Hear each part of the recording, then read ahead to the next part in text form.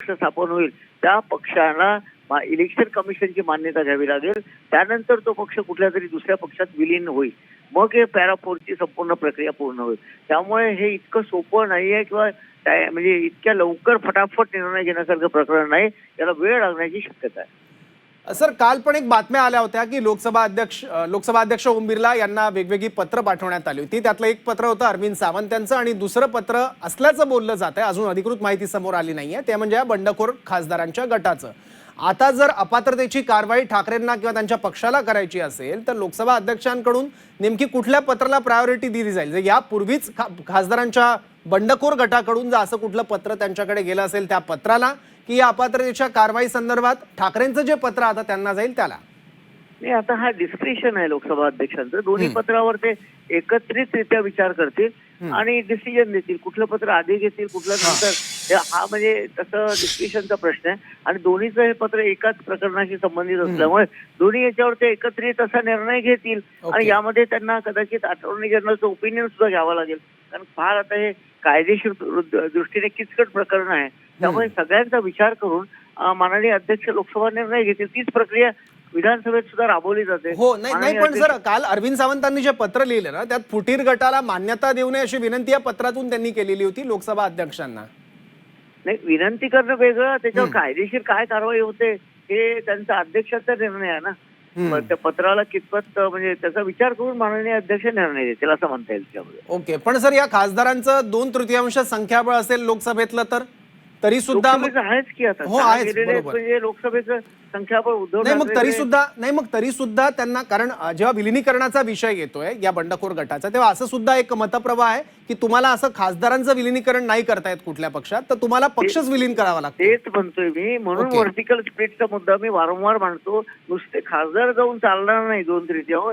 त्याच्यासोबत पक्षही गेला पाहिजे, पक्षामध्ये फूट पडली पाहिजे आणि हा व्हर्टिकल स्प्लिट होऊन त्यांचा तो संघटनात्मक जो पक्ष आहे त्यामध्ये त्यांचे ब्लॉक अध्यक्ष, तालुका अध्यक्ष, जिल्हा परिषदचे, पंचायत समितीचे, म्युन्सिपाल्टीचे, कॉर्पोरेशनचे, हे सगळ्या पक्षाच्या संघटनेत जे आहे त्यामध्ये फूट पडली पाहिजे आणि ही फूट सिद्ध करता आली पाहिजे, कागदोपत्री सिद्ध करता आली पाहिजे. हे सगळं बघून माननीय अध्यक्ष लोकसभा निर्णय घेते.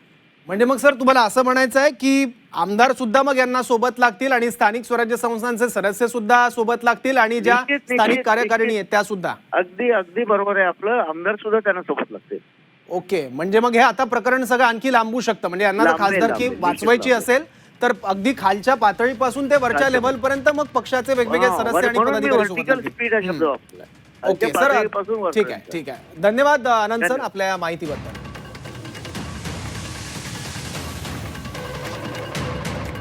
दिल्लीतील बैठकीची ठाकरेंना माहिती दिली असं देखील अनिल देसाईंनी सांगितलेलं आहे आणि ठाकरेंना सर्व घडामोडी त्यांनी कळवलेल्या आहेत. करण्यामध्ये कोणताही अर्थ राहिलेला नाहीये आणि याची जाणीव मला वाटतं उद्धव ठाकरेंना पहिलेच आलेली होती. पण सर 6 खासदार उपस्थित राहिले नाही याचा अर्थ ऑपरेशन टायगर यशस्वी झालंय आणि उद्धव ठाकरेंच्या हातातून 6 खासदार सुटले असं म्हणता येईल. ऑपरेशन टायगर काय करतं? आम्ही कोणतं ऑपरेशन केलेलं आहे? ते खासदार त्यांच्या पक्षामध्ये अंतर्गत त्यांची नाराजगी होती ते त्यांनी व्यक्त केलेली आहे. ते तुमच्याकडे आता आले आहे. आता ते कुणाकडे येतील याचा निर्णय एकनाथ शिंदे साहेब घेतील. यावर आम्हाला भाष्य करायचा अधिकार सुद्धा नाही. पुन्हा एकदा वाक्य वापरलंय त्यांनी, गद्दारांना आता तोडवा. आता हे त्यांचे ठरलेले वाक्य आहेत. आता पैसे खोके असे सगळे वाक्य ते वापरतील. त्यांची ते सवयीचा भाग आहे. आता यावर सर्व निर्णय जेव्हा ते जर आमच्याकडे आले तर त्याच्यावर निर्णय घेण्याचा अधिकार फक्त एकनाथ शिंदे साहेबांनाच आहे आणि त्यावर भाष्य करण्याचा अधिकार सुद्धा एकनाथ शिंदे साहेबांचा आहे. म्हणून ते काय भूमिका घेतात याच्याकडे आमचं सुद्धा लक्ष आहे. 6 खासदार तुमच्याकडे आले तर स्वागत करताल? ते सर्व ठरवण्याचा अधिकार एकनाथ शिंदे साहेबांना आहे. माहिती अशी मिळते की 19 तारखेला वर्धापन त्यांचा प्रक्षेपण होणार आहे. तो तेच सांगतोय तुम्हाला. एकनाथ शिंदे साहेबांना निर्णय घेऊ दे. ते आमच्या पक्षाचे नेते आहेत. ते जे काही निर्णय घेतील तो सर्वांना मान्य असेल. अगोदरची खदगदन कालच्या शिवीगाळनं भर घातली. आता ते काल शिवीगाळ करून जो काही त्यांचा अपमान केलाय त्याचा निश्चितच परिणाम त्यांच्यावर झाला असावा. ऑपरेशन टायगर 2.0 ची काही तयारी? हे काही नवीन ऑपरेशन कोणतं? सर, उबाटा की बैठक में 6 सांसद गैर हाजिर है, उसके बारे में देखो, उबाटा की बैठक में 6 सांसद जो गैर हाजिर हुए, इसका मतलब अब उन्होंने अपना अलग से गुट बना लिया है. वो शायद ओम बिरला के पास उन्होंने राइटिंग में दे भी चुके हैं. उसके बाद अभी ओम बिरला उनको लीगली गट को मान्यता देंगे ऐसा मुझे लगता है। और उसका जब लेटर आएगा वो अधिकृतपणे उनका गुट स्थापन करेंगे। उसके बाद उनको कौन से पक्ष में जाना है, कहाँ रहना है, ये वो 6 खासदार वो डिसाइड करेंगे। अगर वो हमारे तरफ आना चाहते हैं तो उसका निर्णय एकनाथ शिंदे साहब लेंगे। एकनाथ शिंदे साहब जो भी निर्णय लेंगे वो हमको सबको मंजूर रहेगा।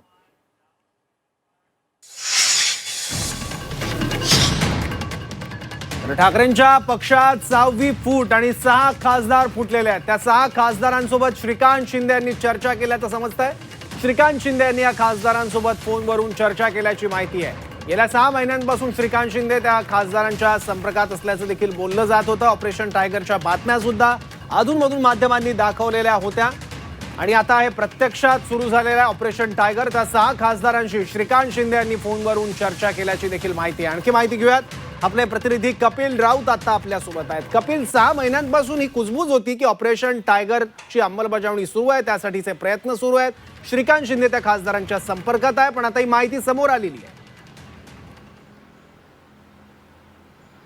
नक्कीच खूप महत्त्वाची माहिती समोर आलेली आहे। खरं तर ही जी ऑपरेशन टायगरची सुरुवात आहे ही खूप आधीपासून काही महिन्यापासून सुरुवात झाली होती आणि ह्या 6 खासदारांच्या एकनाथ शिंदे असतील, श्रीकांत शिंदे असतील, हे रेग्युलर टचमध्ये होते। रेग्युलर यांची बातचीत सुरू होती, रेग्युलर जे काही त्यांच्या मागण्या आहेत त्याच्यावर चर्चा सुरू होती, या सर्व गोष्टी सुरू होत्या।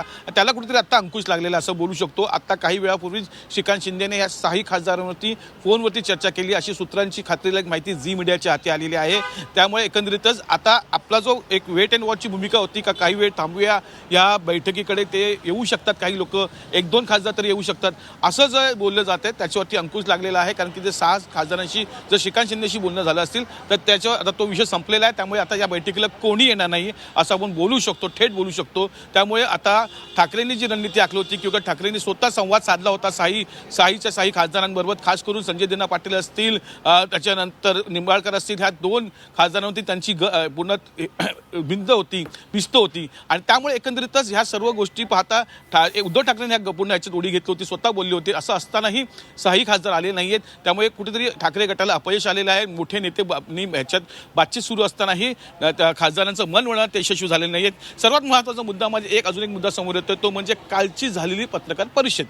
ज्या पत्रकार परिषदेमध्ये ह्या 6 खासदारांनी जे अपशब्द वापरलेले आहेत त्या अपशब्दाचा थेट परिणाम आज दिसतोय असंही राजकीय वर्तुळात चर्चा सुरू झालेली आहे। अजून ते नाराज झालेले आहेत, आधीच नाराज होते, अजून ते नाराज झालेले आहेत, अजून ते दुखावले गेलेले आहेत। त्यामुळे थेट पाठ फिरवलेली आहे या पूर्ण मिटिंगकडे, बैठकीला असंही बोललं जातं आहे। त्यामुळे कालची जी पत्रकार परिषद होती संजय राऊतांची, ती कुठेतरी याचं कारण नाही ना, ती कुठेतरी त्यांची जिव्हारी लागली नाही ना 6 खासदारांचं, असंही बोललं जात आहे। राजकीय वर्तुळात चर्चा सुरू आहे। त्यामुळे अशा अनेक गोष्टी आहेत आणि त्याचबरोबर श्रीकांत शिंदे आणि एकनाथ शिंदेही फोनवरती चर्चा केलेली आहे। श्रीकांत शिंदेने आता फोनवरती चर्चा केलेली आहे, त्या खासदारांना दिलासा देण्यात आलेला आहे, त्यांच्या मागण्याचा विचार केला जात आहे। ह्या सर्व गोष्टी घडत आहेत। त्यामुळे एकंदरीतच आता कुठेतरी जी आपण बैठकीत मध्ये वाट पाहतोय का काही वेळात येऊ शकतात किंवा काही वेळ अजून वाट पाहिली पाहिजे, त्याला कुठेतरी आता थांबवणं गरजेचं आहे आणि आता त्या बैठकीत ते येणार नाही ह्याच्यावरती शिक्कामोर्तब झालेलं आहे। ठीक आहे, आणखी महत्त्वाची माहिती आता पुढे येते। ही माहिती काय आहे ते आपण स्क्रीनवर बघूयात। ब्रेकिंग न्यूज येते। त्या 6 खासदारांना Y+ सुरक्षा देण्यात आल्याची माहिती आहे। राऊतांच्या तुडवा वक्तव्यानंतर त्या 6 खासदारांच्या सुरक्षेत वाढ करण्यात आली आहे। त्या 6 खासदारांना Y+ सुरक्षा देण्यात आलेली आहे। राऊतांच्या तुडवण्यासंदर्भातल्या वक्तव्यानंतर या 6 खासदारांच्या सुरक्षेत वाढ करण्यात आली। अर्थात हे 6 खासदार नेमके कुठे आहेत याची कोणालाही कल्पना नाहीये, पण काही जणांना ते नक्की माहिती असणार। त्यामुळे त्यांच्या Y+ सुरक्षेत वाढ करण्यात आल्याची नवी माहिती आता समोर येते आहे। इतकंच नाही तर या प्रत्येक खासदाराला शिवसैनिक जाब विचारणार, त्यांच्या घरी जाऊन जाब विचारणार आणि त्यांचे नंबर सुद्धा आम्ही शिवसैनिकांना देणार असल्याचं सुषमा अंधारे यांनी काल म्हटलेलं होतं। त्यानंतर संजय राऊतांनी आज तुडवा असं वक्तव्य केल्यानंतर आता त्या 6 खासदारांच्या सुरक्षेत वाढ करण्यात आलेली। आपले प्रतिनिधी आपल्या सोबत आहेत, कृष्णात पाटील आहेत, त्याचबरोबर कपिल राऊत आहेत, त्यांच्याकडनं आपण सगळी माहिती जाणून घेण्याचा प्रयत्न सतत करतोय। पण एक आणखी महत्त्वाची अपडेट, राऊतांच्या तुडवा वक्तव्यानंतर या 6 खासदारांच्या सुरक्षेत वाढ करण्यात आली आहे। त्यामध्ये कोण कोण आहे? संजय जाधव आहेत, नागेश पाटील आष्टीकर आहेत, संजय देशमुख आहेत, ओमराजे निंबाळकर आहेत, संजय दिना पाटील आहेत आणि भाऊसाहेब वाघचौरे सुद्धा आहेत।